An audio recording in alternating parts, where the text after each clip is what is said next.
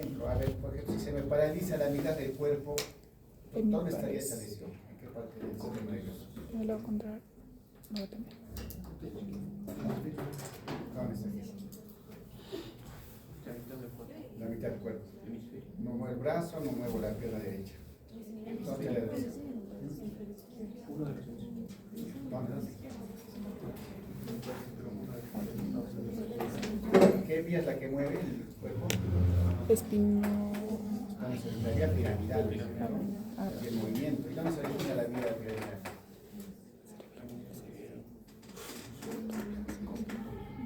Ah, no. Creo que volvemos a la anatomía. Sí, por favor. ¿Ha leído el Rubier o el Testi? El muro.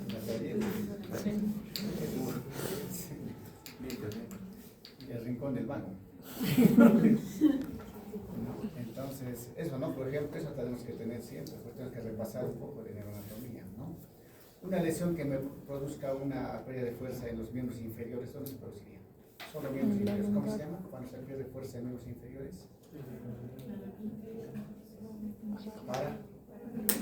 Paraparesia, ¿no? ¿Qué diferencia entre paraparesia y paraplegia? Uno es pérdida de fuerza y el otro es pérdida completa De movimiento. La plegia es, no mueve nada. En cambio la paresia que todavía hay algún tipo de movimiento, ¿no? Que puede ser muy leve hasta ya, pues, algunos movimientos que no son muy perceptibles, ¿no? ¿Y dónde se produce una lesión para que produzca una paraplegia, entonces?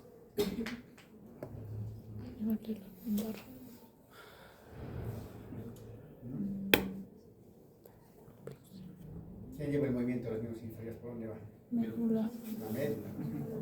Nivel de la lumbar. Pero la médula no solo lleva movimientos, ¿qué más lleva? Sí. Experiencias sensitivas. Sensitivas, Estímulos. también autonómicas, ¿no es cierto? Pues si tengo un accidente y la médula se cortó en dos a nivel de la región, a ver, en D5, en la dorsal 5, ese paciente, ¿qué tendría, qué presentaría? D5. Sí. D5 más o menos por acá, ¿no? Ahí. Casi tengo la lesión de esto. A ver, ¿qué tendría ese paciente? Pérdida de hemiplegia. No, sería Lo que dijimos, ¿la fuerza habría? disminución. Para Parece. o para parecer, dependiendo del grado de lesión, ¿no? Luego, ¿qué más? Ese paciente, ¿qué más tendría? D y es bajo, ¿no?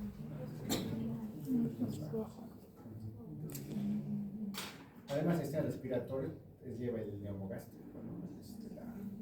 El décimo, el neumogástrico y el esofaringo son los que inervan más los pulmones, ¿no? Pues que para una afectación medular casi no se afecta la respiración. ¿Qué más? A ver, ¿qué más habría ese paciente? Que ya tiene su paraplegia o paraparesia, no puede caminar. ¿Qué más le encontramos si le evaluamos? No controla su interés. No controla su interés, ¿no es cierto? Si no controla, ¿qué hace? Incontinencia. No, al revés, ¿no? Cuando es medulez, más bien el esfínter se contrae, pero es el globo vesical. Y sentirá si lo pulsamos, si lo pellizcamos, ¿no? Entonces, ¿cómo se llama una pérdida de sensibilidad? Anestesia, ¿no? O puede ser hipoestesia. Entonces, esos términos tienen que también ir repasando, ¿no? Paraplegia, hemos hablado de paraplegia, de paraparesia, de anestesia, ¿qué son las parestesias? Parestesias, ¿qué son? A nivel de la vista. Sensaciones anómalas, ¿no? Hormigueos, que siento hormigueo, siento que no sé, que está como anestesiado, ¿no? Pérdida de sensibilidad. Pérdida sería hipo, ¿no? Son sensaciones anormales, ¿no? De la sensibilidad, que hace de que tenga presencia en alteraciones tanto del nervio periférico como de la parte de lo que es la médula y también a nivel central, ¿no? Si nos damos cuenta, pues el sistema nervioso va a dar síntomas de lo que es el cerebro, la médula y el nervio periférico, ¿no? Pero ojo que también la pérdida de fuerza, por ejemplo, no solo es del sistema nervioso, ¿no? Un problema muscular, también va a producir pérdida. Hasta una miositis, ¿no? Una dermatomiositis, miositis o las enfermedades genéticas del músculo, ¿no? ¿Alguno conocen? ¿La escuchado una vez? ¿Qué generativas? Genéticas hereditarias, musculares, miopatías musculares hereditarias que son terribles, ¿no? Se mueren. El Duchenne, por ejemplo, ¿no? El Duchenne. Niños que llegan a los 16 años y empiezan a perder fuerza y mueren, ¿no? Con el paso genital respiratorio, ¿no? Y es la más dramática, ¿no? De todas. Igual, no hay una pérdida de fuerza, por eso que en la parte semiológica es muy importante lo que es la anamnesis, ¿no? Que es la primera parte de la evaluación semiológica, ¿no? Entonces justamente acá vamos a ver la historia clínica, pues que empieza con lo que es la anamnesis, ¿no? Eso seguramente lo han hecho también en semiología general, pero en la parte neurológica hay que tomarle siempre atención a determinadas circunstancias, porque las enfermedades pues, son de múltiples causas, ¿no? Por ejemplo, la parte pulmonar a veces es más que todo infecciosa, ¿no? O por algún tipo de inflamación, ¿no? Que produce la mayor parte de enfermedades pulmonares. En cambio, la parte neurológica, pues pueden ser inflamatorias, pueden ser infecciosas, pueden ser traumáticas, pueden ser genéticas, ¿no? Pueden tener también carácter autoinmune, o sea, pues las causas son múltiples, ¿no? Y la afectación también puede no solamente afectar el nervio periférico, otro solo puede afectar el cerebro, otro solamente la médula. Por ejemplo, dos enfermedades que son muy parecidas, pero que por su afectación a determinadas células son diferentes de presentación, ¿no? El Guillain-Barré. ¿No? ¿A quién afecta el Guillain-Barré? Nervios periféricos. Nervios periféricos, ¿no es cierto? Porque sus receptores son a nivel de gangliosios nervios periféricos. O sea, ¿cuáles son las células que producen mielina en los nervios periféricos? ¿Cómo? Las células Schwann, ¿no? Y a nivel central ocurre otra enfermedad parecida, pero que suele afectar, ¿no? Lo que es en el cerebro y médula, que es la esclerosis múltiple, ¿no es cierto? Pero eso solo afecta a las células que producen mielina a nivel central. ¿Cuáles son estas? Oligodendrocitos, ¿no? Ahí está, ya estamos recordando. Entonces, los oligodendros, por ejemplo, son diferentes. De acuerdo a la célula también, ¿no? Entonces, por los receptores que tienen. Entonces, el Guillain-Barré, por ejemplo, nunca afecta al sistema nervioso central, ¿no? O la esclerosis múltiple nunca afecta al nervio periférico. Después, mucho va a depender del tipo de enfermedad y también a qué parte del sistema está afectando, ¿no? Y el sistema nervioso también es muy sensible a otras patologías, ¿no? Por eso que cuando hay, por ejemplo, un paciente que tiene hepatopatía crónica, empieza a tener alteraciones de sus marcadores, ¿no? Como son especialmente las bilirrubinas, las transaminasas, y hacen rápidamente encefalopatía, ¿no? Se ponen confusos, empiezan a haber incoherencias, ¿no? Empiezan a agitarse, hasta agresivos, ¿no? O con falla renal, hasta viejitos, ¿no? Con una infección urinaria ya están poniéndose encefalopáticos, ¿no? Tiene mucho que ver también con la función metabólica del organismo, la función de lo que es el sistema nervioso central. Igual que intoxicación, hasta por medicamentos, metales pesados, afectan tanto al sistema nervioso periférico como al sistema nervioso central, ¿no? Deficiencias de vitaminas, ¿no? Que producen demencias, neuropatías periféricas, o sea, es pues decir que la causa son pues múltiples y que por eso a veces el diagnóstico es un poco más complejo, ¿no? Porque hay que hacer varios estudios, pero la semiología nos va a ayudar por lo menos un 80%. El resto de exámenes va a ser el 20% que falta, ¿no? Al menos para ubicar la lesión y poder tener ya una sospecha clínica de qué enfermedad puede tratarse, ¿no? Entonces, con la anamnesis pues puede ser directa, muchas veces indirecta, ¿no? Especialmente en pacientes que tengan pues, demencias, ¿no? Como Alzheimer, o que hayan convulsionado y estén pues todavía en su posdigital, ¿no? O que hayan tenido un trastorno, un TEC, ¿no? Claro que el TEC lo ve el neurocirujano, pero les apoyaremos. Entonces, el análisis cuando es indirecta tampoco podemos confiar 100%. Muchas veces nos llegado un paciente en coma que lo trajo el Serenazgo, la policía, y no sabemos nada, ¿no? ¿Qué pasó? ¿Qué pasó con ese paciente? ¿Por qué llegó en coma? Entonces, hay que aprender también a poder sospechar, ¿no? Si es un coma estructural o un coma de origen metabólico, ¿no? Que son las principales causas de coma, ¿no? ¿Cuál creen que es más frecuente? ¿Un coma estructural o un coma metabólico? Estructura, traumatismo. No, pero el metabolismo es más frecuente, ¿no? Porque son se les baja la glucosa, alteraciones de los electrolitos, infecciosos, llegan en sexo y son más frecuentes, ¿no? Ahora el TEC, bueno, sí, también es frecuente, pero no siempre llegan cuando se le funciona, pues se puede llegar, pero tiene antecedentes, no se accidentó, se cayó, por lo menos te van a decir eso, ¿no? En cambio, los metabólicos los encuentran tirados en la calle, o en su caso un viejito que durmió en la mañana, duerme solo a veces, lo despierta y está agitado, mueve todo, ¿no? O puede estar en un cuadro de otro tipo. Eso es lo que tenemos que ver. Entonces, esto aquí, esta parte supongo que lo han visto ya, todo lo que se hace, ¿no? El nombre, la edad, el sexo, y es importante también tomar en cuenta, ¿no? La edad, por ejemplo, pues es muy diferente que una epilepsia empiece en un niño a que empiece en una persona de 40 años, ¿no? ¿Qué pensarían si empieza en una persona de 40 años, su primera crisis convulsiva? En nuestro medio es frecuente, ¿no? En nuestro medio es frecuente. ¿Y lo catalogaríamos ya como epiléptico? ¿Con una sola crisis? No, sino simultáneos. Y ya si después de 24 horas vuelve a tener una crisis, ahí sí, ¿no? Ya lo catalogamos como epiléptico. Porque también las crisis más frecuentes son metabólicas, ¿no?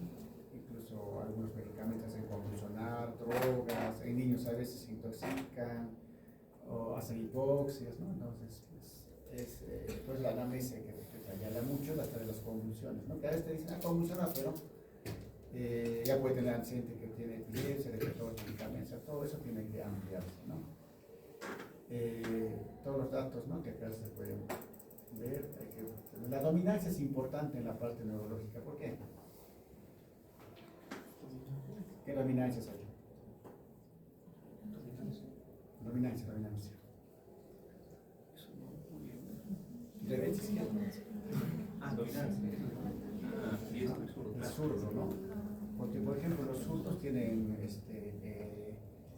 dos áreas del lenguaje, ¿no? O a veces puede estar en la derecha, ¿no? La mayor parte del área del lenguaje en el diestro es ¿de qué lado? El lado dominante. ¿Cuál es en el diestro? El izquierdo, ¿no es cierto? Y que controla toda la derecha. Entonces, el lenguaje también está en el lado izquierdo del que es diestro, ¿no? Por eso que cuando hay un infarto en el área del lenguaje, pues queda fácil el paciente, ¿no? En cambio, el zurdo a veces tiene dos áreas, dos en el lado derecho, entonces esto también puede hablar, ¿no?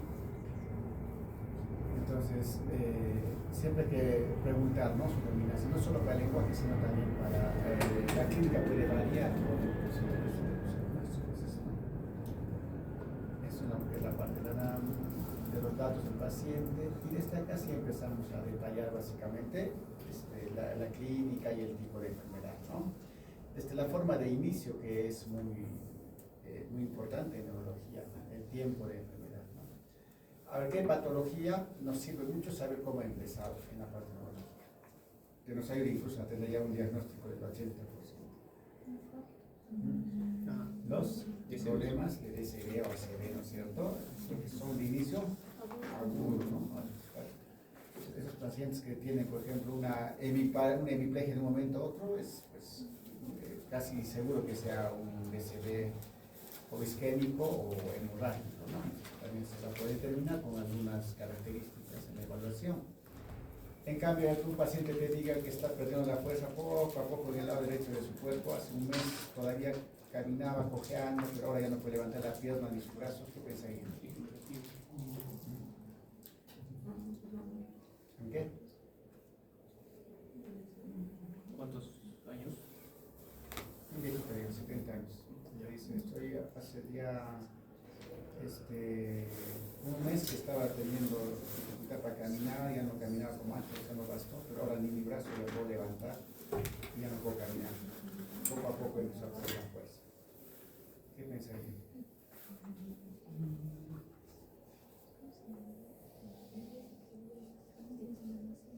Ahora está creciendo, ¿no es cierto? Está haciendo de que la clínica empeore. Es más típico de los procesos neoplásticos, ¿no? Los tumores. En nuestro medio la cisticercosis también puede ocasionar porque es como un tumor a veces que crece, ¿no es cierto? Los quistes. O los granulomas tuberculosos también, ¿no? Que se presentan en el cerebro. Entonces, todos los procesos expansivos tienen esa característica, ¿no? Claro que después ya se pueden acompañar de convulsiones también, ¿no? Dependiendo del área que se localice. Entonces, los tumores también van a dar sintomatología de acuerdo al área donde se presenta. Por ejemplo, un tumor en la región frontal, ¿qué causaría? A ver, en la región frontal anterior, en la supraorbitaria, ¿qué clínica de ahí? Memoria. Aparte de dolor de cabeza, que sería Pérdida de memoria. La memoria. frontal, Memoria. memoria No. temporal. Ah, sí. Memoria habla. Frontal, ¿Cómo ¿qué era? hace el lóbulo frontal? ¿Cuál es su principal función? Ah,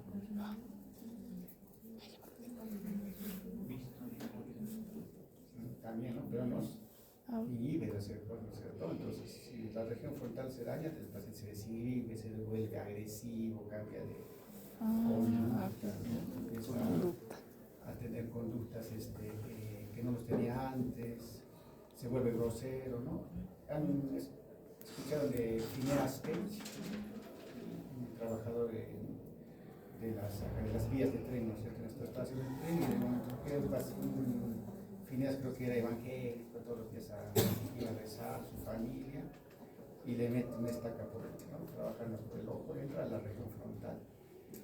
Le salvan la vida, le sacan la estaca, todo, pero cambió totalmente, ¿no? Otra persona se volvió agresivo, se volvió grosero, se peleaba con todo el mundo, ¿no? Se decidió orinar en cualquier sitio, ¿no? Entonces, la región frontal anterior tiene esas características. Por eso los TEC, cuando se golpean en motos a veces, se van de frente, no sin casco, quedan con esas secuelas, ¿no? De cambio, se vuelven ansiosos, ¿no? Si sobreviven, obviamente, ¿no? También se pueden morir. Entonces, la región frontal, pues, es muy importante para el control, ¿no? Y es lo que nos diferencia, pues, de algunos animales, ¿no? Porque, por ejemplo, los perritos sí no tienen, pues, lóbulo frontal, ¿no? También el olfato nomás. Entonces, pero también algún perrito orina y orina en cualquier sitio, ¿no? Le gusta la patita, ¿no? No sé. En cambio, eso a nosotros nos inhibe, ¿no? Nadie va a orinar ahorita al fondo, ¿no? Con ese para ir a morder a su compañero, ¿no? Entonces, esas cosas son ese lóbulo frontal, ¿no? Entonces, el tiempo de enfermedad nos va a ayudar en eso, determinar si una patología aguda, es subaguda o es crónica también, ¿no? Y algunas enfermedades, por ejemplo, las degenerativas, pues tienen una evolución mucho más larga, de mucho tiempo. Y casi siempre son simétricas, ¿no?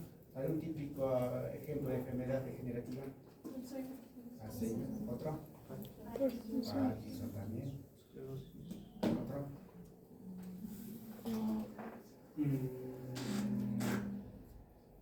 Degenerativas. Y a nivel sistema central hay muchas enfermedades degenerativas que ni siquiera tienen características propias de poder decir que es una demencia, un parkinsonismo, ¿no?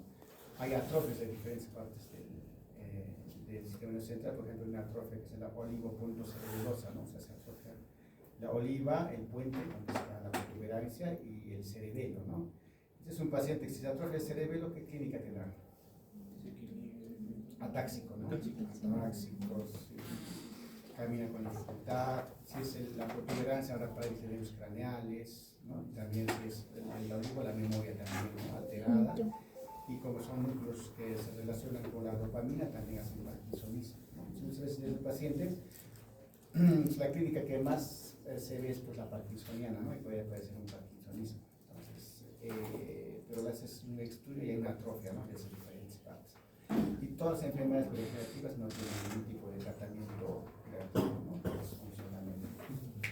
En el parkinsonismo, ¿no? Solo aumentamos la dopamina para mejorar el movimiento, ¿no? En el Alzheimer, no hay nada, ¿no? Porque todos los medicamentos que son escritos, las acetilcolinesterasa, ¿no? Memantina, citicolina, pues, al final no tienen ningún efecto beneficioso, ¿no? Entonces, todas las enfermedades degenerativas, lamentablemente, pues solo se tiene que tratar de mejorar la conducta, el sueño del paciente, ¿no? Para que no esté agresivo, ¿no? Entonces, el tiempo de enfermedad, pues no sabía mucho. Y la forma de inicio, ¿no? ¿Qué forma de inicio hay? Insidioso y brusco. Insidioso, Brusco. Una epilepsia, ¿cómo pondrían en forma de inicio? Brusco, ¿no? Pero luego se vuelve intermitente, porque es de tiempo en tiempo. Claro, ¿sí? pues en curso. Luego están tranquilos un tiempo y luego otra vez, ¿no? Entonces usted se queda como en el curso, diría, ¿no? El curso de la enfermedad. Estacionario. Progresivo. La mayor parte de enfermedades neurológicas pues no son estacionarias, ¿no? Siempre tienden a progresar, aunque sea lentamente, pero progresa si es que no se controlan, ¿no? Y también nos va a ayudar mucho para saber el tipo de, más que todo de la etiología de la enfermedad, pues estas tres cosas, ¿no? Porque como etiología de enfermedades neurológicas van a ser 7 o 8 máximo, ¿no? Por eso cuando hagamos el diagnóstico final vamos a tener que tener un diagnóstico sindrómico, un diagnóstico Etiológico. anatómico de la localización de la lesión y un diagnóstico etiológico, ¿no? ¿Cuál puede ser la causa que está produciendo estos signos, síntomas, ¿no? En estos diagnósticos etiológicos hemos mencionado ya, ¿no? Tenemos los infecciosos, tenemos los vasculares, ¿no? Que son tanto infarto como hemorrágico, tenemos los degenerativos, tenemos autoinmunes, ¿no? Entre esclerosis múltiple está Guillain-Barré, ¿no? Tenemos también los traumáticos, ¿no? Que bueno, es lo que más mencionan siempre. Genéticos también en niños hay que ver, también adultos, ¿no? Como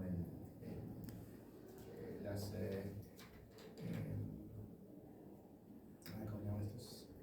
Las degeneraciones cerebelosas, las ataxias cerebelosas, ¿no? Tipo 1, de la 1 hasta la 37.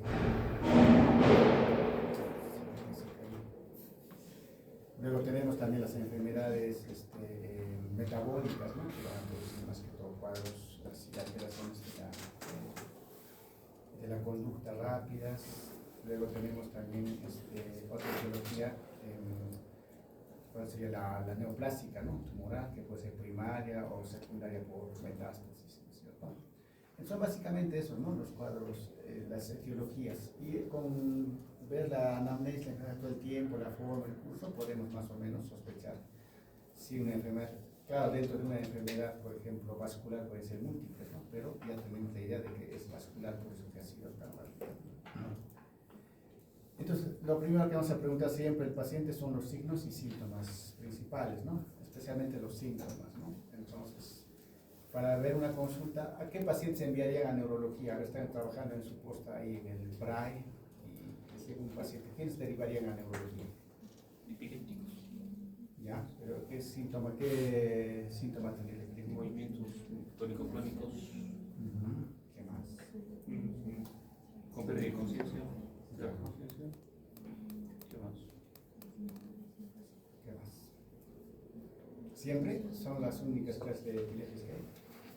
También Diferentes, ¿no es cierto? Hasta incluso las focales, pues de acuerdo a la ubicación de la lesión, pueden dar síntomas inespecíficos. Por ejemplo, una lesión de lóbulo occipital, ¿qué tipo de crisis tendría? visión, pérdida de visión. Pérdida de visión, o visión de colores, o necesita, o se altera su vista un rato. Y lo importante de una epilepsia es que siempre es paroxístico, ¿no? Se presenta un rato y desaparece y otra vez, ¿no? Si el paciente dice, veo lucecitas por 20 segundos y me da eso como 10 veces por día, ¿pensarían que es un problema de la vista? Posiblemente una confusión focal visual, ¿no?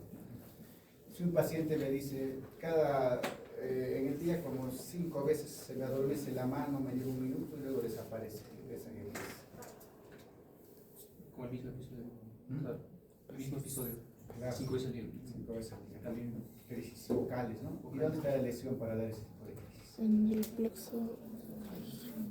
¿En qué lóbulo?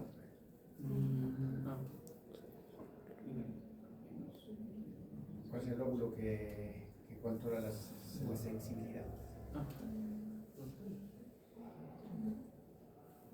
¿El parietal?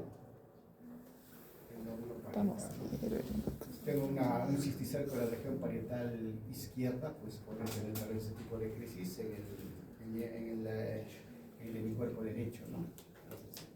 Eso me ayuda a sospechar de una patología, pues, que puede ser de diversas, una malformación, ¿no? Pero la clínica nos dice, entonces eso también pues es un paciente que debería pasar a la parte neurológica, ¿no? Porque muchas veces hay síntomas que no tienen mucha correspondencia. ¿Qué otros síntomas neurológicos?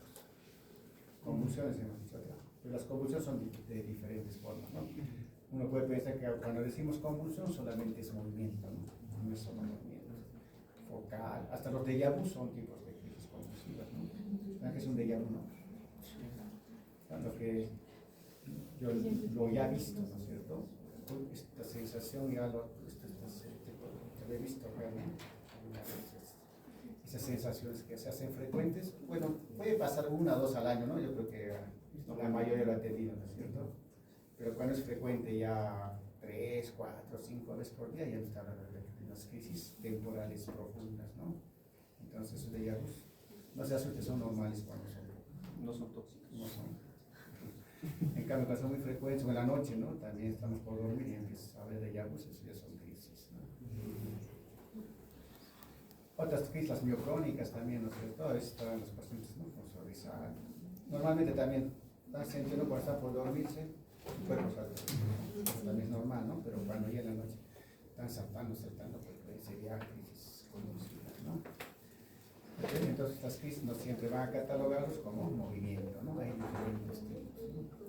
Crisis psíquicas también, ¿no? Pacientes que empiezan a Alucinar. como Visiones. los tiran las cosas, se pone agresivo, se despiertan. ¿Qué pasó, no? Entonces, eso. Pero la característica siempre es que sean cortas y repetitivas, ¿no? O crisis parciales complejas también, ¿no? Que el paciente está sentado y empieza, por ejemplo, a hacer con la mirada perdida, ¿no? Se paran, caminan, hasta toman un carro, se van a otro sitio, ¿no? Entonces son las parciales complejas, ¿no? Entonces por eso que esos casos muchas veces los mandan al psiquiatra, ¿no? Pero no, pues a veces crisis convulsivas. Eso hablando de memes, entonces solamente en lo que es convulsión tenemos un montón de formas de crisis, ¿no? Cuando el paciente te diga que tiene esos síntomas, tenemos que sospechar ya en algo más de origen central, ¿no? ¿Qué otros síntomas da la falta neurológica? Ataxia. Ataxia, ¿no? ¿Qué es una ataxia? Pérdida completa de pensamiento.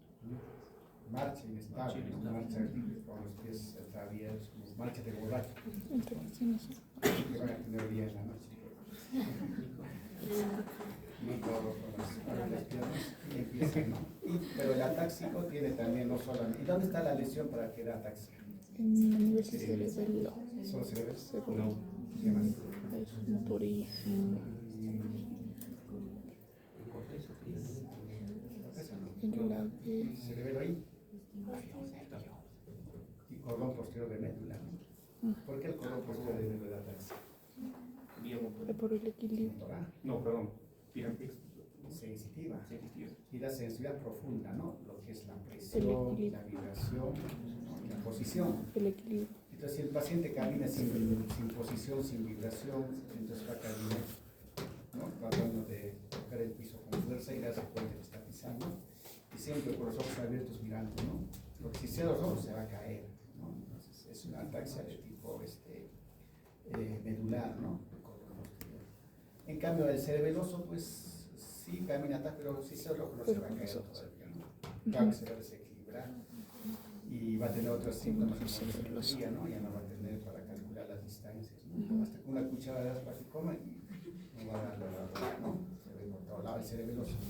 En cambio, el medular es más que todo su marcha, no siente lo que pisa, no es la posición, ¿no? Entonces, eso era antes frecuente en la sífilis, ¿no? La sífilis cuaternaria, la sífilis que incapacita el nervioso central, pues cuando hay antibióticos, en un libro de la Segunda Guerra Mundial, de la Primera, creo, entonces llegaban los soldados a su casa, pues todos atáxicos y con sífilis, ¿no? De marcha tabética. Sí, marcha tabética, pues, De se borracho. llama, ¿no? Entonces ellos, ¿por qué? Porque no había, en cambio ahora pues la sífilis casi no existe, ¿no? Uno se puede contagiar, pero a veces le da una faringitis, toma amoxicilina y es bien sensible a los antibióticos. Así que ya no hay tanto problema como lo que era antes, ¿no? Ya, ¿otro síntoma? ¿Qué es? Pues la ataxia incluso sería más que un síntoma, un signo, ¿no? Porque el paciente te dirá, pues estoy caminando con dificultad, o que no estoy desequilibrando, y es signo cuando comprobamos, ¿no? ¿Cómo es eso? Y síntoma, como síntoma, ¿qué podría ser? Como síntoma. La cefalea, ¿Qué es O Claro. sea, dolor de Síntomas. síntoma? ¿No? Porque Síntoma. no podemos nosotros poder determinar. Me duele la cabeza. Entonces eso. subjetivo. La cefalia pues sí tiene múltiples causas, ¿no? Claro que el 90-80% son de causas primarias, ¿no? ¿Y a qué llamamos causas primarias? De patología. Orgánico, o sea, sería bueno, cosería. Sí, una lesión cerebral. Por ejemplo, ¿qué tipo de cefalias? La migraña, ¿no es cierto? Es primaria, porque si haces resonancias, todo hay una lesión cerebral. El dolor es constante, frecuente, a veces con aura, a veces sin aura, ¿no? El dolor es tipo pulsátil, de cráneo, con náuseas, con vómitos muchas veces, ¿no? Pero más frecuente incluso ahora en nuestras épocas es la cefalea tensional, pues, ¿no? Ya también viene que me pesa acá atrás, ¿no? En la parte de la nuca, que siento como si me quemara, me apretara, ¿no? Especialmente cuando están muy ansiosos, tensos, estresados, ¿no? Tienen ese tipo de cefalea, ¿no? En cambio, en cefalea lo que hay que tener cuidado es el poder diferenciar si es primaria o es secundaria a algo, ¿no? Porque, por ejemplo, podría ser también un tumor, ¿no? Pero en ese caso ya habrá un poco más de síntomas, pues, ¿no? Ya habrá tal vez ya sea más continuo, más constante, no mejore, sea peor en la noche, ¿no? Porque, por ejemplo, con cefalea tensional, a pesar de que le duele en el día, en la noche no está con mucho dolor, ¿no? El migrañoso también cuando duerme, pues, mejora su cefalea. Entonces, porque si no, pues, todas las cefalias tendrían que recibir un examen, imágenes, y a veces tampoco no va a aportar mucho, ¿no? Pues, es importante. También cuando veamos un síntoma, pues, cuando se ve, por ejemplo, dolor de cabeza, ¿no? Desde cuándo te duele, cuántas veces te duele, con qué síntomas se acompaña. ¿Qué más le preguntaría? Irradiación. La localización, ¿no es cierto? El tipo es pulsátil, ¿no? Si es opresivo. Antigüedad. Y el grado, ¿no? Pues de 1 a 10, ¿cuánto La le intensidad. La intensidad. Entonces, todo eso, pues hay que preguntar y poder saber hasta qué punto podemos pensar si es una cefalea primaria o es secundaria, ¿no? A ver, si me duele la cabeza y anoche convulsionado, pensaría que es migraña tensional. No, hay de otra cosa, ¿no? Puede ser un cisticerco, puede ser un tumor, puede ser una malformación, algo ya, ¿no? También depende mucho de la edad. Si bien la persona de 70 años y tiene mucho la cabeza, la primera vez está ahí, también hay que tener mucho cuidado, ¿no? Porque es por la edad misma hay que pensar en otras cosas, ¿no? O los pacientes inmunosuprimidos, ¿no? Con VIH, ¿no? Que tengan un dolor muy intenso. Y si no tienen antecedente de migraña, peor, ¿no? ¿Qué patología da el dolor más intenso que dicen que es más fuerte que les dio en su vida? Ese dolor más fuerte que ha tenido en su vida, ¿a qué pensamos?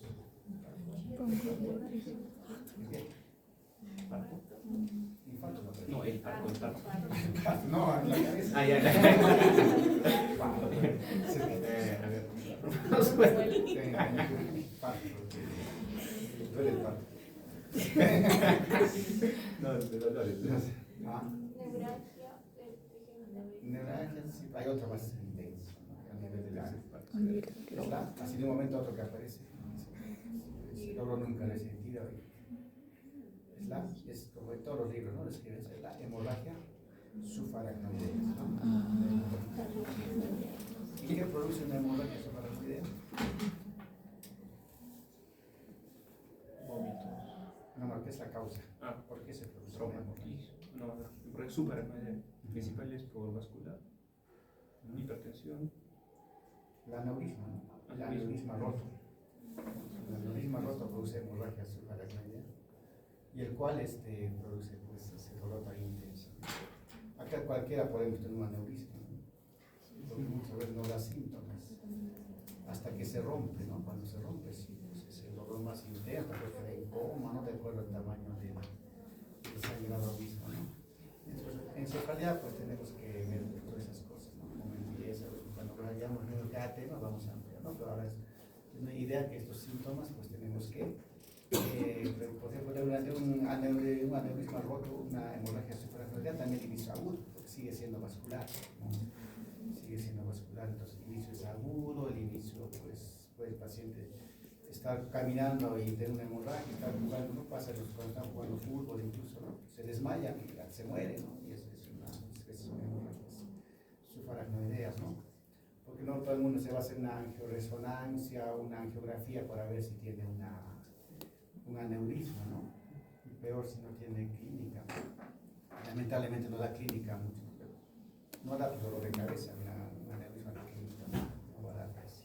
Ya cuando son grandes sí puede dar, incluso para nervios craneales, porque ¿dónde están las hemorragias, los aneurismas? ¿Dónde se ubican?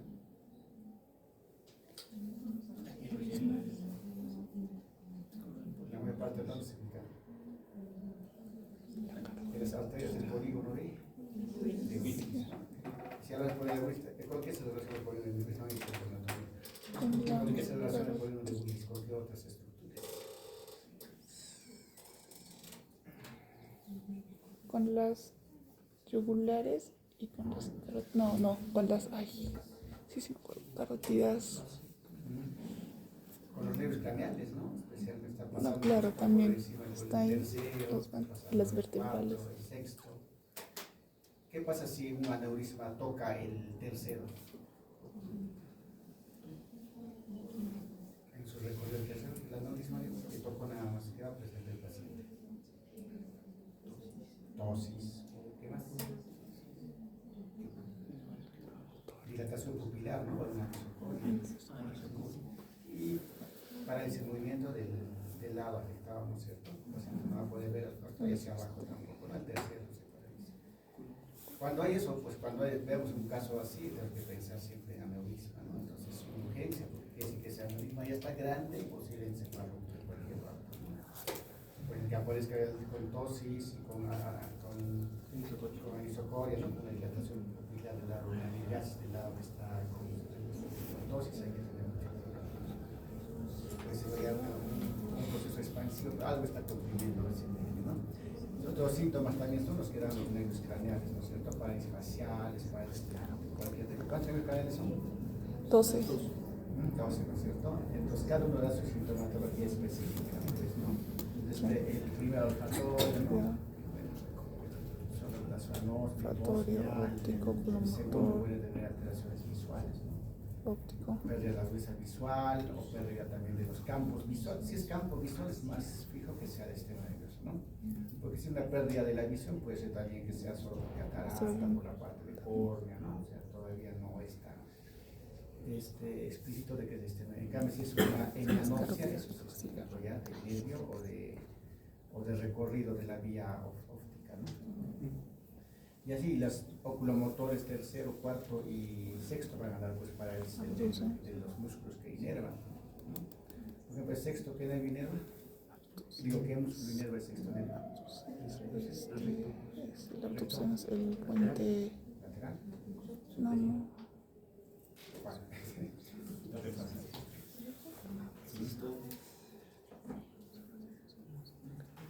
Es a lo básico de la anatomía.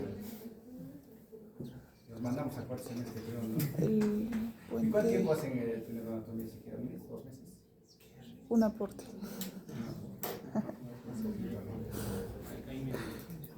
Y anatomía en sí hacen en todo un semestre, En dos. Dos. 2 semestres, 1 y 2.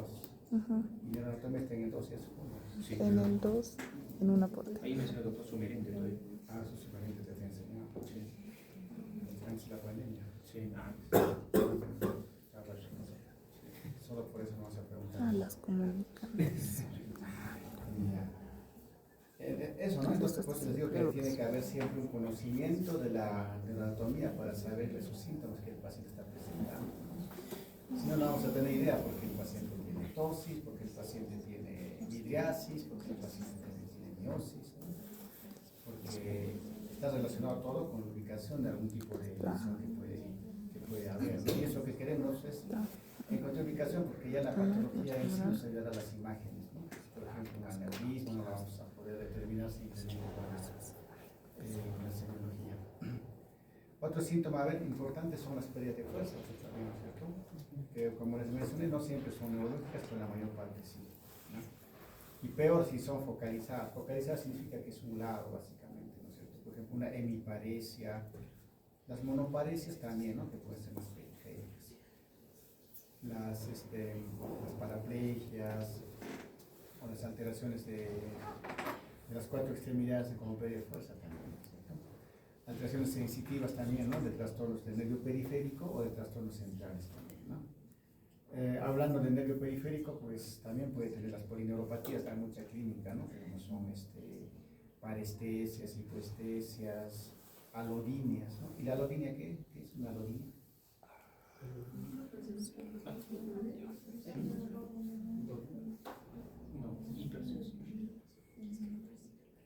Son también alteraciones diferentes, pero al estímulo. La parestesia está, ¿no? Está adormeciendo, pero la alodinia, en cambio, cuando tú le estimulas, empieza a sentir sensaciones diferentes, ¿no? Por ejemplo, le estimulas con un algodoncito y le va a producir dolor, ¿no? O le tocas con agua. Respuesta exagerada a un estímulo doloroso, no doloroso. De la sensibilidad. Respuesta exagerada a un estímulo doloroso. Las alteraciones de la energía profunda, ¿cuáles serían?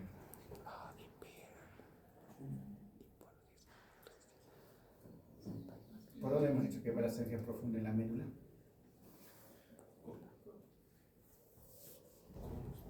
Órgano posterior. Ya. ¿Y qué tipo de síntomas da cuando es alteración? Aparte de la ataxia que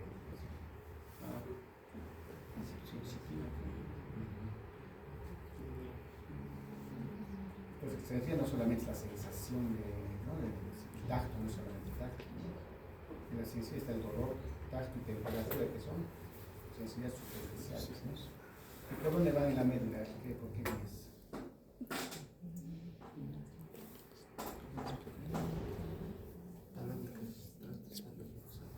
¿Cómo llega al tálamo?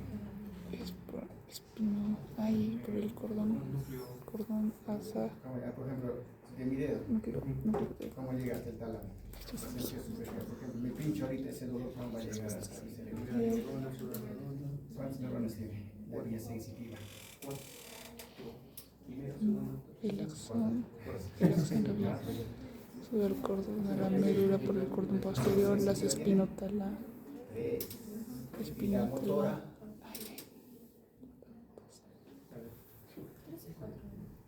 La vía motora, ¿cuántas neuronas tiene? Dos nomás tiene la vía motora, ¿no? La primera y segunda motoneurona. La primera motoneurona va desde la corteza cerebral en el lóbulo frontal hasta son neuronas largas, ¿no? El cuerpo está en la corteza y de ahí va bajando todo su axón y llega hasta la médula, ¿no? Uno puede pensar, no, la médula es tan pequeña, tan delgadita y su axón pues, tan largo que llega hasta ahí, y es así, pues, no es un conjunto, pues, ¿no? Cuando las cosas se llaman vías, ¿no? Se van juntando y empiezan a ser vías las cuales van de un determinado lugar al otro, ¿no? La vía piramidal, la vía sensitiva son bastante pues, largas, ¿no? Incluso hay pues, nervios que miden 1 metro, ¿no? Como el ciático. Entonces su núcleo está en la médula, ¿no es cierto? En la región lumbar, Lumbo sacra. y va hasta la punta del pie, ¿no es cierto? Entonces, pues tiene un recorrido largo, ¿no? Es como este cable eléctrico, ¿no? Está pues lleno de fibras nerviosas, ¿no? De millones de fibras, ¿no? Pero forman un nervio, ¿no? En la parte periférica. Después este es bastante complejo, ¿no? Entonces, y las lesiones que se originan, pues, si el corte asiático, ya fuiste, ¿no? Ya no van a poder recuperar de ninguna forma. Por eso son profundos también, están protegidos, ¿no? Entonces, la naturaleza protege los nervios superficiales, ¿no? Esas vías hacen de que se conecte todo el sistema nervioso central, ¿no? Hay vías que van desde la corteza a la médula, ¿sí? Pues se llama, y todos tienen su nombre, ¿no? Córtico medular, ¿no? Córtico vulvar, ¿no? Los que van de la corteza al bulbo y a los vulvares, ¿no? Córtico nuclear también, ¿no? Y en las vías también, ¿no? Del cerebelo, como el tálamo cerebeloso, ¿no? Tálamo cortical. Entonces se trató de poner su nombre, pues, de acuerdo de dónde a dónde iba y de esa manera poder suceder, ¿no? Entonces hablando de la sensibilidad, pues, ¿no? La sensibilidad superficial tiene la primera neurona, que es bipolar, ¿no? Porque su núcleo en sí no está de la primera neurona sensitiva de la periférica. En el cambio sensitivo. En el cambio sensitivo, exacto, ¿no? Entonces su parte distal, pues es el axón y la dendrita, su parte, ¿no? Que se conecta con lo que es la médula. Y la segunda ya es de acuerdo a la vía, ¿no? Si es la vía anterolateral, que es la sensibilidad profunda, para lo que se cruza ya a nivel del tronco. En cambio, la posterior, la vía la vía posterior, pues, ¿no? Eso ya se cruza, pues subiendo un poquito, pasa al otro lado, ¿no? Eso vamos a ver cuando hagamos sensibilidad también, ¿no?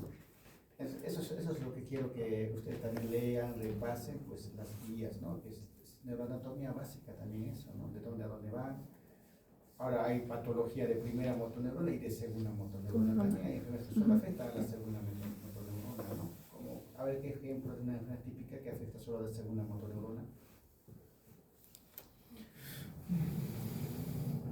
El ELA, la esclerosis lateral amiotrófica, ¿no?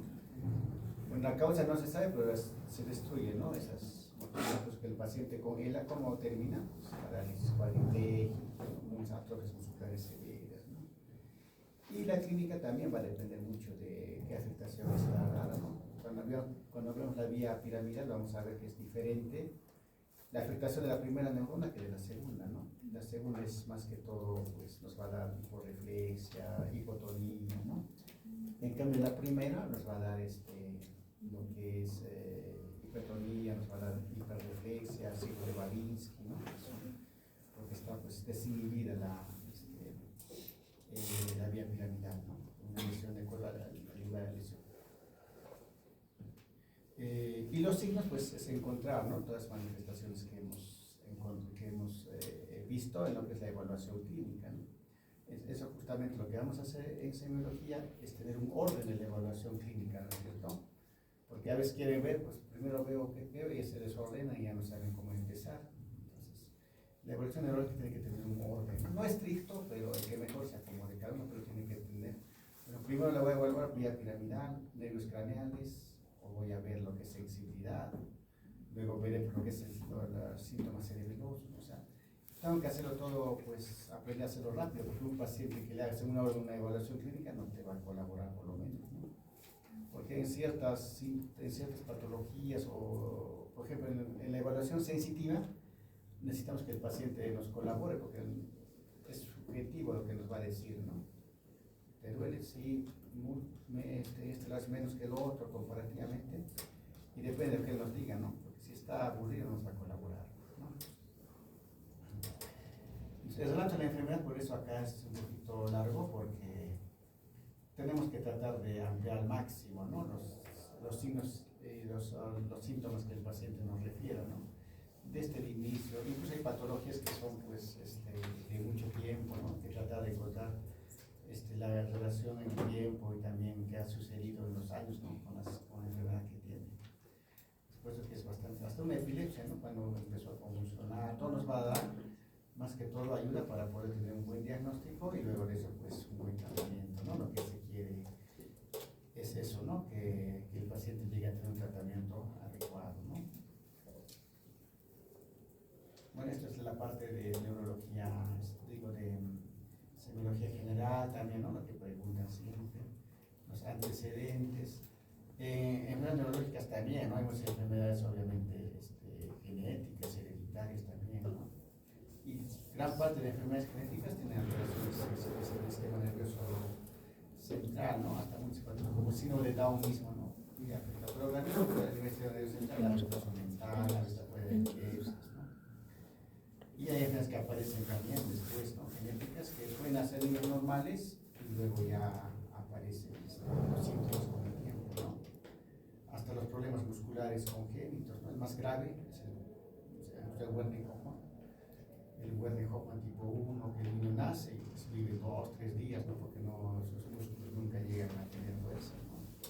Y el tipo 2, 3 aparece 7 años, 8 años. El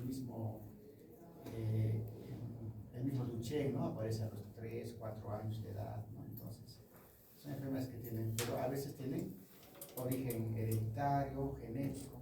Es diferente, ¿no? Genético con hereditario. El genético puede incluso tener la primera mutación en la nueva generación, ¿no? En cambio, el hereditario ya tiene antecedentes, ¿no? ¿Cuál cree que es una hereditaria más frecuente en neurología en nuestros medios en el Perú?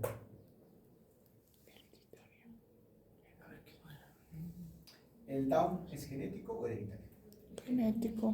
Genético, ¿no? Porque muy posiblemente se repita en la familia, ¿no? Es un daño en un cromosoma que ha ocurrido por alguna circunstancia en ese embarazo nada más. En cambio, el hereditario ya tiene el gen dañado, pues, ¿no? Ya se hereda. Entonces, ¿Hacen genética? Sí. Hace ¿En qué mucho. ciclo? ¿En qué semestre? ¿Sí hacen? No, algunas nomás han hecho. Es que yo igual estoy en Bolivia, he hecho en Bolivia. Ah, has hecho genética, ya que no han hecho genética. Digo en los primeros semestres, no, el segundo semestre. No, biología molecular, pero no. Deberían ser genética, porque esto tiene mucha relación con mucho. ¿Han escuchado de Corea de Cantito? Sí. ¿No es cierto? Es frecuente, ¿no? En nuestra familia también bastante Corea de Cantito. Eso es hereditario 100%, ¿no? Porque antecedente está ahí. Otras, las ataxias espinocerebelosas también, ¿no? Que no son tan frecuentes, ¿no? Pacientes ataques, pues toda evolución del tiempo, ¿no? Familias enteras que tienen.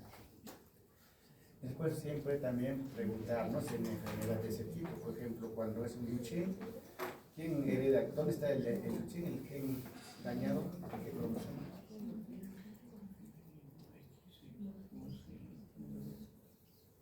Porque eso hereda la mujer, no la mamá hereda, ¿no? ¿Y la mujer cuáles son sus cromosomas? Sí, sí. XX, ¿no es cierto? Entonces, uno de los X está, pues el hombre cuando puede tener, pues no trata muy bien. Esa parte genética pues es importante. No solo en eso, también hay unas enfermedades que son pues, por datos de cromosomas, que son más genéticos, ¿no? Igual, ¿no? Y hasta que llegamos ya a lo que es una enfermedad que también hace mucho daño a este medio central es pues, la tuberculosis, ¿no? ¿En qué forma se puede presentar la tuberculosis en el sistema nervioso central, el periférico? La más frecuente son las meningitis tuberculosas. Mandelpox, pero más afectación a lo que es el disco intervertebral, ¿no? Pero obviamente ese disco comprime la médula y da todo un trastorno neurológico, ¿no? Luego como granulomas en el cerebro, ¿no? Que es muy fácil de confundirse con tumores, ¿no? Se presenta como tumor, crece como tumor, pero al final es un granuloma tuberculoso, ¿no? Que son de difícil diagnóstico, porque tú ves, cuando es un solo granuloma cerebral, es un desastre clínico y de diagnóstico, ¿no? Porque puede ser un tumor, puede ser un cisticerco, puede ser muchas otras enfermedades, ¿no? Y no puedes ni biopsiar a veces. Un solo lumbar tampoco no sale nada porque está aislado, ¿no? No está dentro del líquido. Porque cuando es una PL, pues obviamente irá a quedar contacto con el líquido, en este caso no hay. Es un granuloma único en el cerebro, es que no te toque ese diagnóstico, ¿no? Porque vas a sufrir. Y el paciente puede estar convulsionando, puede estar haciendo dependiendo de la ubicación, ¿no? Me parece, hasta en coma puede entrar sin diferencias grandes. Aquí quería llegar, que es la parte que vamos a tener que ver, ¿no? Lo que es la evaluación del sistema nervioso, ¿no? Dentro de toda evaluación clínica, en su historia clínica, tiene que estar siempre la evaluación del sistema nervioso. Claro que cuando ya encontramos una enfermedad neurológica, vamos a ampliar al máximo, ¿no? Pero igual si te llega un paciente pues, a emergencia, aunque no sea un cuadro neurológico, siempre debe tener lo mínimo, ¿no? Por lo menos poner su estado de conciencia, ¿no es cierto? ¿Cómo está su conciencia? Si está somnoliento, si el paciente está en coma, ¿no? Está humillado, está soporoso, etcétera, ¿no es cierto? Entonces, el estado de conciencia debe ser paciente despierto, orientado, ¿no? Las tres esferas, mínimamente, ¿no? Luego moviliza las cuatro extremidades, ¿no? Porque la parte motora lo puedes hacer así, ¿no? Levántame tu brazo, levántame la pierna, ¿no? Y también los nervios craneales, ¿no? Pues si tiene una alteración, ¿no? No hay tosis, no hay parálisis facial, ¿no? Al menos los que podamos evidenciarlo rápidamente, ¿no es cierto? Y finalmente tenemos que poner siempre si hay alguna alteración en lo que es la marcha, a veces la marcha también se puede decir, ¿no? Claro, si llega en camilla, si no lo vas a preparar, ¿no? Pero tendríamos que tener. Y entonces ahí empieza la evaluación que debe poner, pero ya cuando es un paciente con alteración neurológica tenemos que empezar también con nivel de conciencia, ¿no es cierto? Luego ver su actitud. Algunas fases características hay en enfermedades neurológicas, ¿no? Como el parkinsoniano, como la fase... Claude Bernard Horner. ¿De qué? De Claude Bernard Horner. Claude Bernard Horner también, ¿no es cierto? Hay una característica, una tosis, una anhidrosis, ¿no? Y luego también del mismo ELA, ¿no? La parte muscular se desaparece, pacientes calavéricos, ¿no es cierto? Luego vamos a ver también la biprestación y la marcha en los pacientes que se pueden realizar, porque ahí vamos a ver una marcha táxica, si hay una marcha espástica, si hay una marcha polineuropática, ¿no? La marcha de pato que se dice. Los antiguos neurólogos, como solo había semiología, no había nada, hasta cuando escuchaba ya al paciente entrar y decía, no, este tiene hiparesia, este tiene ataxia, este tiene sin verlos, porque por la misma marcha, ¿no?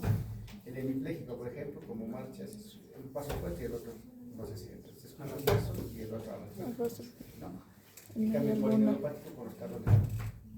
Pero estoy pero leyendo, ¿no? El parkinsoniano también, pacientes cortitos. Temblor. Escuchaba, Temblor. Tronco hacia adelante. Entonces también nos va, en semiología tenemos que tratar de buscar lo máximo, no tenemos que ser muy observadores de todos lo que el paciente puede tener, incluso al entrar, ¿no? O al tenerlo también en una cama hospitalizado, también podemos ver ya qué está pasando con ese paciente. Hasta una hemiparesia ya podemos observando nomás ver, porque el paciente que está hecho en cama, pues solo un lado está tal vez su rodilla flexionada y sus cosas, entonces ya este paciente tiene una hemiparesia, ¿no? Justamente vamos a ver lo que es los movimientos activos, ¿no? Movimientos de oposición, lo que es la evaluación de la fuerza, ¿no? Y bueno, eso vamos a ver después.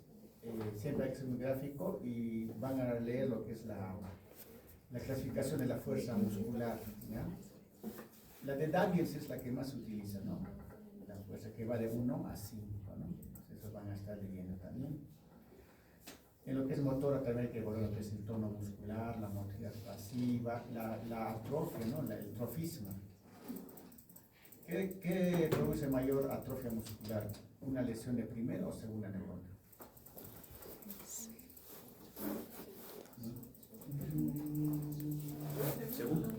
Segunda, ¿no? Porque es directamente el nervio, el daño. Por ejemplo, si un nervio se corta en la muñeca, toda la mano se va a atrofiar rápidamente, no va a mover y va a estar atrofiado, los músculos desaparecen, ¿no?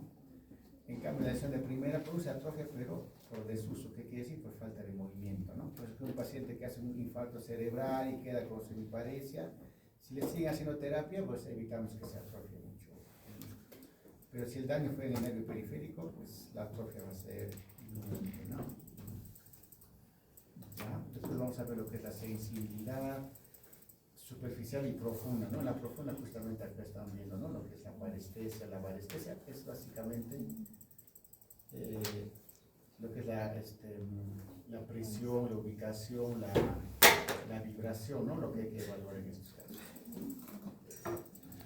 Luego vamos a hacer la evaluación de lo que son los nervios craneales, ¿no? Y ver algunos síntomas que puede haber, ¿no? Temblores, coreas, tics, son los movimientos involuntarios que están relacionados con los cambios basales.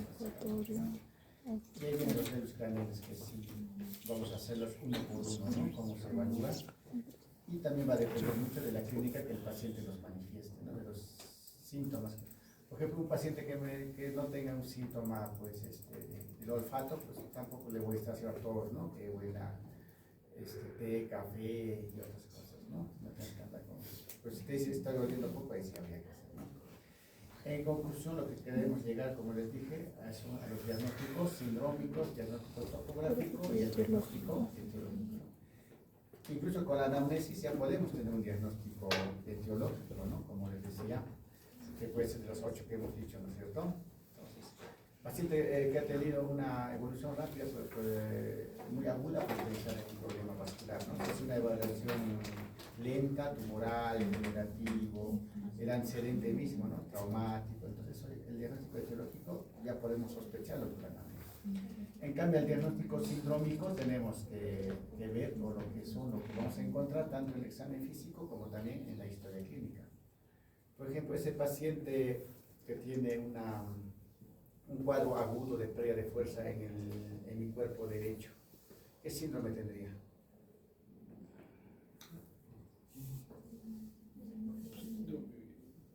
Ya, tiene pérdida de fuerza, sus reflejos están aumentados,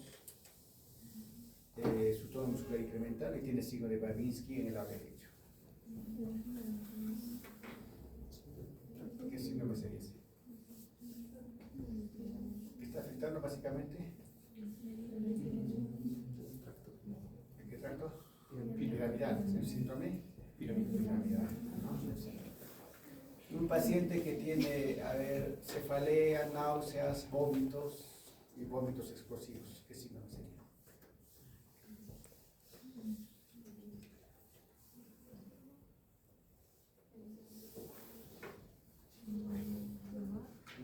Hipertensión endocraniana, ¿no es cierto? Paciente que tiene movimientos involuntarios de la mano en forma paroxística después de 2 días de vuelo, otra vez dura 1 minuto, 2, como qué síndrome de catalogue. Síndrome Convulsivo focal, ¿no es cierto? Y si tiene convulsión histórico-crónica general con pérdida de conciencia, que duran 3-4 minutos, luego recupera conciencia. El síndrome convulsivo generalizado, ¿no es cierto? Porque ya no es focal, ya en este caso ya pierde la conciencia, ya, ¿no? Si tiene tosis, si tiene midriasis de un lado y tiene visión doble. síndrome vascular, aneurisma, síndrome. A ver, no. Entonces, meiosis. Claro. Meiosis, perdón. Está afectado un nervio craneano, ¿no es cierto? Ujú. ¿Cuál? Del óculo Tercero. motor. ¿Cómo Ajá. Síndrome El tercer El tercer par está craneano. completo. Ah, Es una tosis simple, nomás que puede ser una diabetes, por ejemplo. Pero no va a haber midriasis, no va a haber nada, no es normal. El diabetes solo se le queda el par, pero no afecta porque es una suplencia. Ese no tiene un síndrome en sí, porque es un conjunto de signos y síntomas.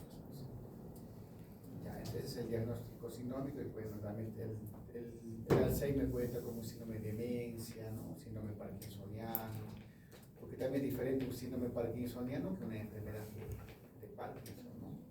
Porque puede tener un paciente los mismos síntomas que el Parkinson, pero sin ser exactamente la fisiopatología de Parkinson, ¿no? Eso sucede en enfermedades como las atrofias multisistémicas, en la pared supranuclear progresiva, ¿no? Son también degenerativas, pero aparte de Parkinson tienen otras características, ¿no?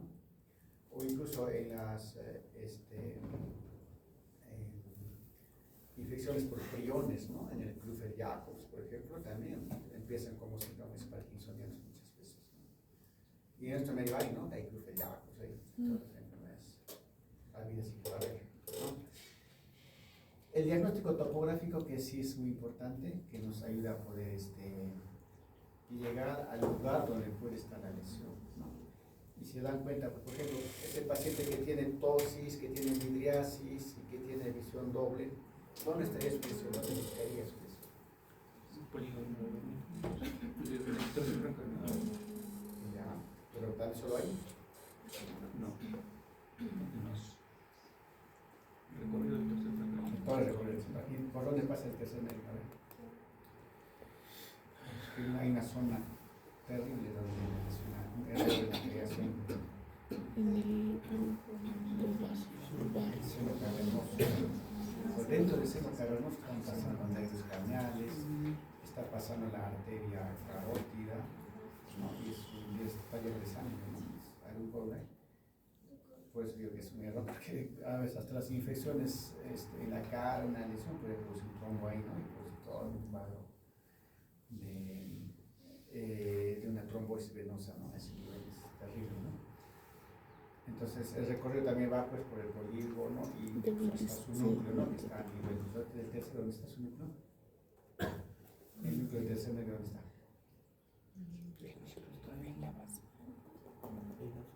Ya lo leí. Fosa intracavernosa, en la protuberancia, ¿no? Ujú. Casi encima.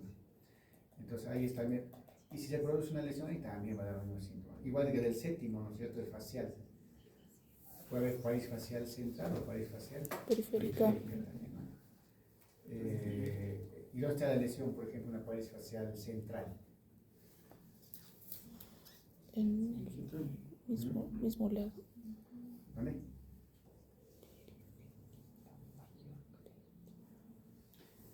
Tendría que ser supra nuclear, o sea, en la cápsula interna o a nivel de la corteza.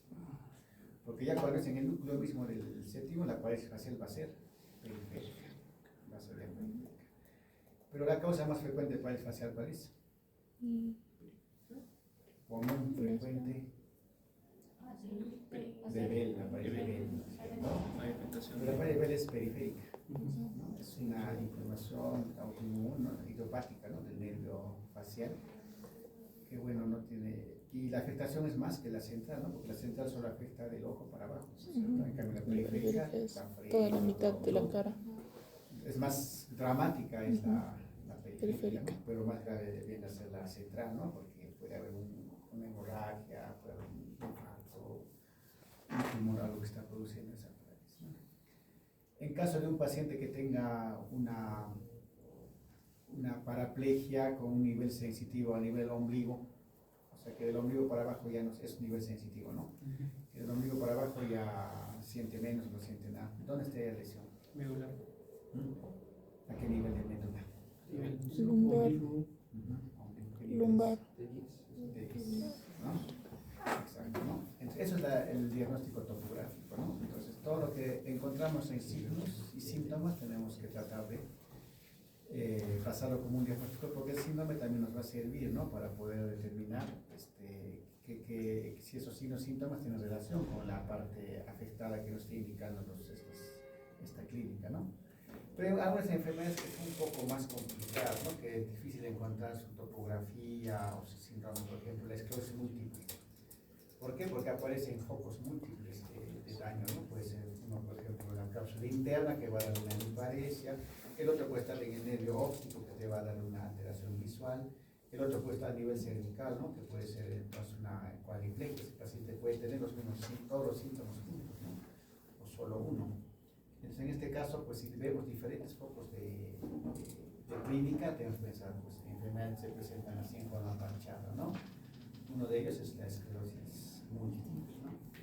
Entre enfermedades medicinales también pues está la neurobilitis óptica, ¿no? Que ahora también se llama espectro de neurobilitis óptica, ¿no? Que es también lesión del nervio óptico y la médula, ¿no? Va a depender, bueno, eso ya lo hablan en medicina, pues son patologías que son infrecuentes, pero son, pues, la clínica misma te puede no llegar a determinar, ¿no? En este caso, son raras, la mayor parte sí vamos a llegar a determinar, pero en algunos es un poco más complejo, especialmente el diagnóstico topográfico, pero obviamente, pues, a un Guillain-Barré no le van a pedir una tomografía, ¿no? O una parálisis facial periférica tampoco, ¿no? En esa todas las parálisis faciales tienen tomografía, ¿no? Salen irradiaditos todos con parálisis facial. No sé qué les pasa en el seguro, será porque les sobra el tomógrafo. Pero cuando ve que si no le sacan, ¿no? Pero en las parálisis faciales periféricas todos tienen tomografía. No sé por qué piensan, ¿no? No habrán hecho señas seguramente, ¿no? Bueno, entonces vamos a quedar acá. Y para la próxima clase, entonces, quiero que me lean, ¿no? Uno, pues, mejora lo que es la parte de la neuroanatomía, ¿no? Porque tengo olvidado. Así, básicamente, no van a estudiar como está en el libro, ¿no? Que esta parte se relaciona con esta, con la derecha, con la izquierda, ¿no? Simplemente, pues el lóbulo frontal, ¿qué funciones tiene, no? Lóbulo occipital, ¿qué funciones tiene? Lóbulo temporal, cápsula interna que pasa por ahí en la médula, ¿no? Cómo está dividida sus vías, sus funciones, ¿no? O sea, básicamente serían funciones de la médula y del cerebro. Y con eso podemos ya tener mayor idea cuando podamos ver un paciente y poder decir, pues, dónde está su lesión, qué tipo de patología puede estar dándole esa. Esta historia clínica también les comparto, ¿ya? Porque en la parte práctica vamos a utilizar. Les comparto. Doctor, ¿qué bibliografía? La bibliografía que nos ha compartido. Sí, esa es la y otra vez la buscaría. Porque hay opinión y por ejemplo, queda muy desfasada en los canciones que también se usaba, ¿no? Hay otro de entrada que lo voy a buscar. Y si alguien encuentra un libro de semiología, me lo pasa para revisarlo y poder ahora están saliendo algo. ¿Y la gente? La gente es en semiología general, estamos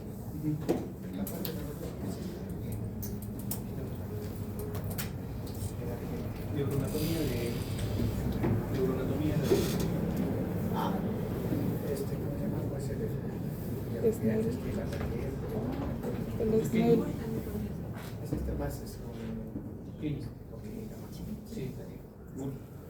Hay una persona básicamente neuroterapia funcional. Así se hace. La siguiente les paso. Por favor, muchas gracias.